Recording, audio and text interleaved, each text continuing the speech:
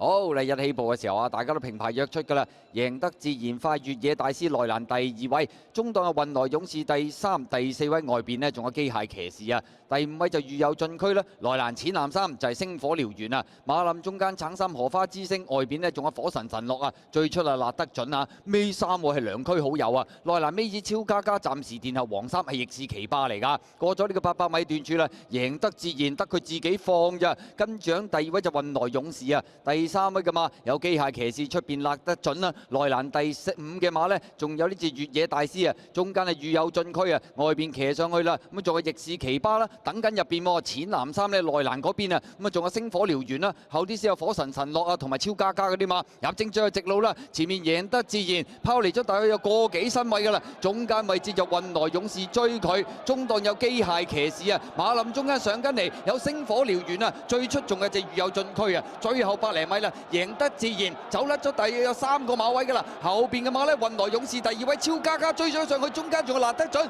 贏馬嗰筆係贏得自然啊！跑第2名超加加，運來勇士啊，似乎第3，機會高過一隻辣得準喎。結果今場賽事咁啊都係減咗啲磅，又擺咗喺前面走，咁啊黃寶妮再喺泥地贏馬，贏得真係好自然㗎喎。第2呢，就超加加追上嚟嘅，埋邊啊運來勇士第3，辣得準跑第4。